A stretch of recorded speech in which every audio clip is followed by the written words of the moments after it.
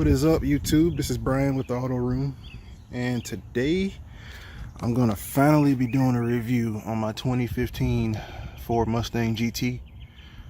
I've had the car for about a year and a half now, and for the most part it's been my daily driver up until recently. I just picked up the 94 Miata to take over as daily driver. Much easier on gas.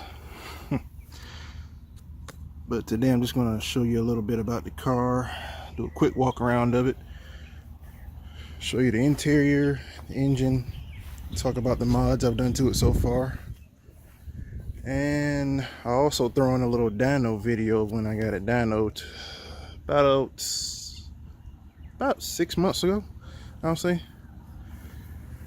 And at the end of the video I'll take you for a little drive in it so you can see how it drives, how it sounds, and just get a good feel for the car.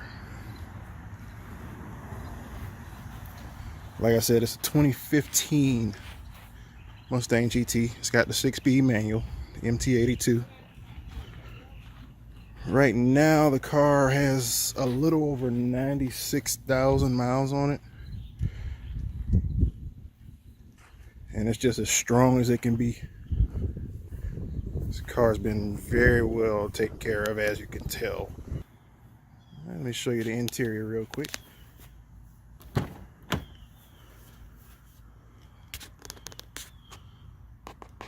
And for the most part, the interior is stock. I haven't really changed too much in here other than that right there, which I still can't get enough of. That digital cluster from 2018 and up premiums, I cannot get enough of that still. The other two things I changed in here were the GT350 push button and the GT350 shift knob. And I've gotten a few questions from some people asking if the digital cluster was fully functional in the 2015, and yes it is. I'll show you real quick. Man, I love that. I love that.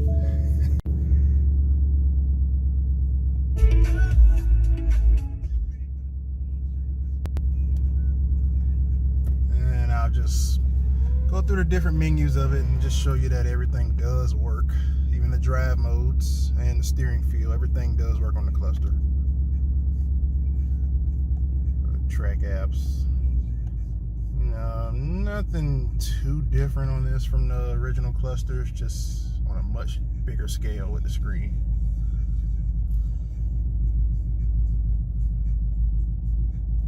And this is one thing I do love here. I still have yet to test out the line lock on the road or anything, but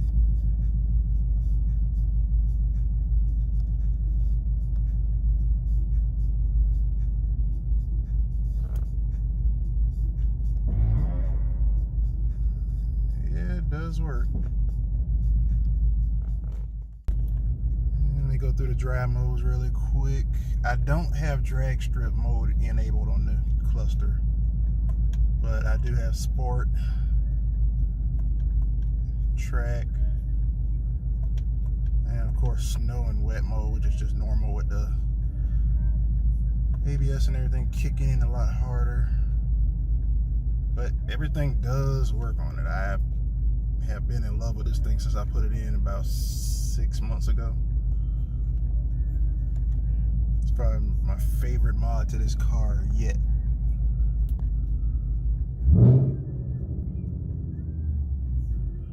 man, I love that. Yeah, I just messed with my color a little bit.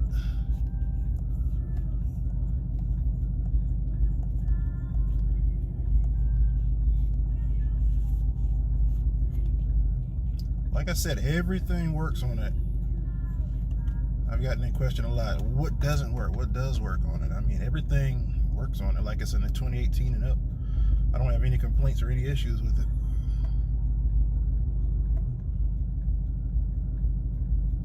Yeah, it's just like it's a 2018.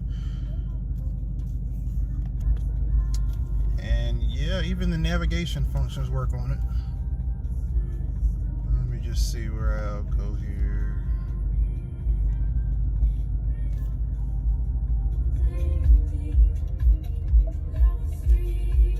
Obey traffic laws, be alert, and use voice commands while driving. Please proceed to the highlighted route, and then the route guidance will start.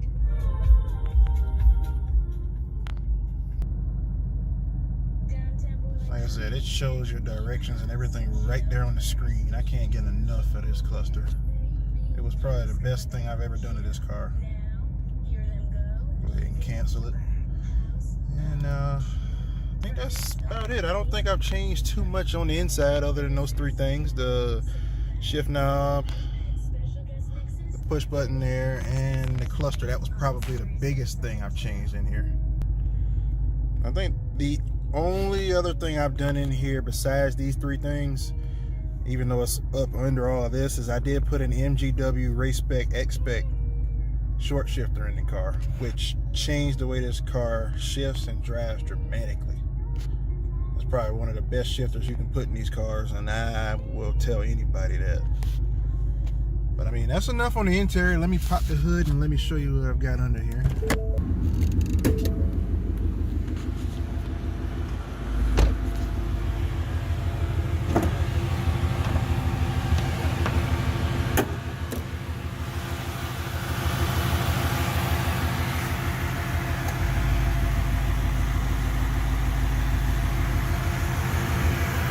Nothing too fancy.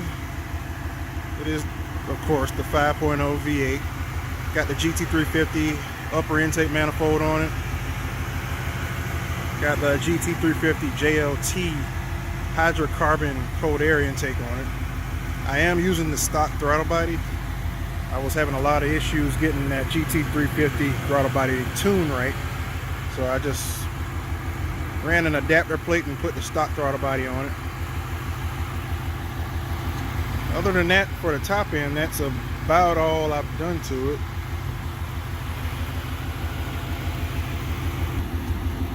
Like I said, for the top end of the engine, that's about it. Clutch-wise, I recently put in a ZD Mach 500 clutch kit along with the lightweight flywheel, which has a lighter pedal feel than the stock clutch, but that peace of mind knowing that it can handle a good bit more power than the stock clutch. And break-in's finally done. I've done some wide open throttle pulls with it, and I gotta say I love the clutch. It hasn't locked me out of any gears. It shifts smooth, it grabs hard. I love the clutch. It's doing a great job. Cosmetically, I just recently put these RTR Tech 5 wheels on it. These are 20 by 9.5 in the front, and out back they're 20 by 10.5s. The tires up front are 285 30/20s. Tires out back are 305 35/20s. And suspension wise, I haven't really done too much. The only thing done to the car are BC Racing adjustable coilovers, which they ride pretty good. I have no complaints with it.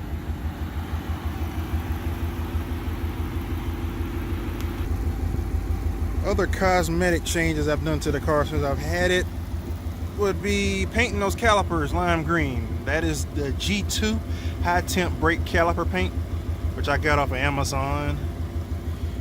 Did the front Brembos and I did the rear brake calipers as well. And as you saw earlier, I got the coil covers matching the calipers because I can't have them mixed match. I gotta have them matching, everything going. I also recently got these put on here. Custom 5.0 Coyote emblems, which I had special made by a guy named Trenton Alexander. I'll post his Facebook in the description. Did an awesome job on the emblems. Also cosmetically, I've got the GT350 front fascia, and it's the MPConcepts brand, which I think you can get on American Muscle, but that's the MPConcepts GT350 front fascia, along with the GT50 grill emblem.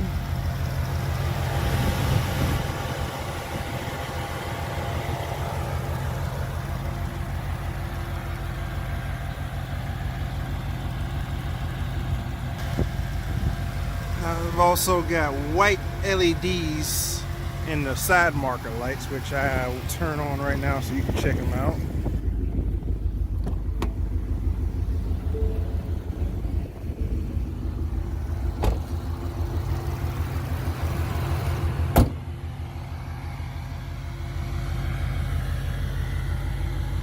Just a small, subtle touch that really changes the front end of this car.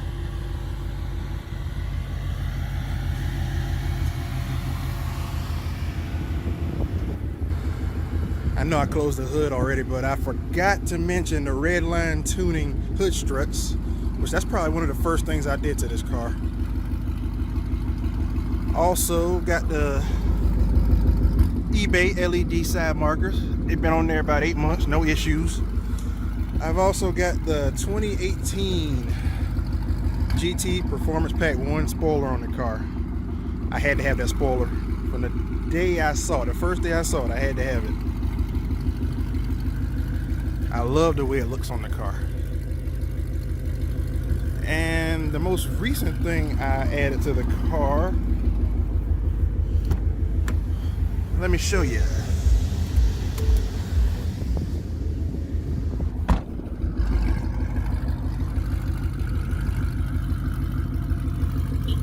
I don't know how well they're showing up on camera, but right down there above the tailpipes, LED turn signal. Those are also from eBay. So I'm so happy somebody finally made those things. And I've got them wired independently to each tail light. I could have wired them to the side markers right there, but I wanted them to be sequential with the tail lights. Extremely glad I went that direction with it. But I mean, cosmetically, that's about it. That's all I've done to the car so far. Honestly, happy with the way it looks now. I don't have many more things I want to do to it other than add and boost, which ain't gonna happen until I get my house, and I'm okay with that. Kinda. Now for the exhaust on the car, I've got long tubes up front, Stainless Works brand long tube headers, no cats. It's got an off-road X-pipe crossover pipe, and after the X-pipe, I've got Borla ATAKs, and it is loud, but it sounds good. I love it. I don't have any complaints with it, which I'll let you hear it in a few minutes. As a matter of fact, I'll let you hear it right now.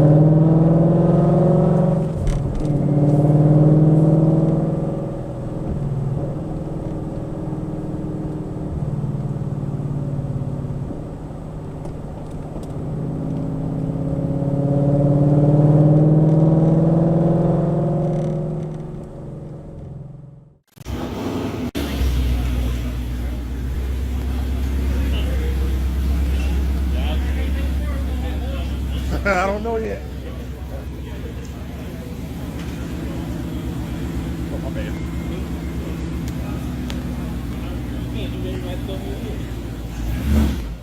I'll be all right.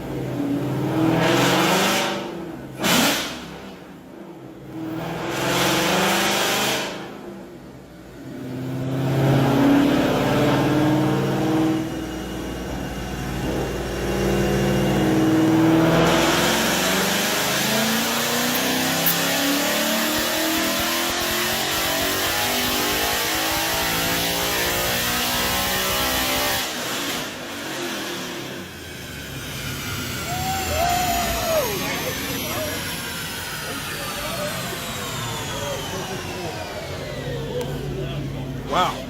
Huh? Now you hear how loud this shit is. Yeah, I hear it now.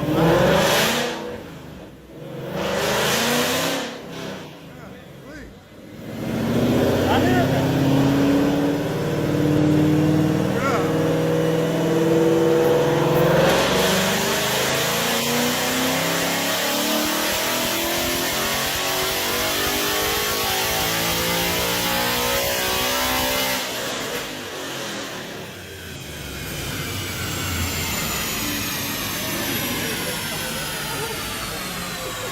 Boy, I got that good OT sensor now.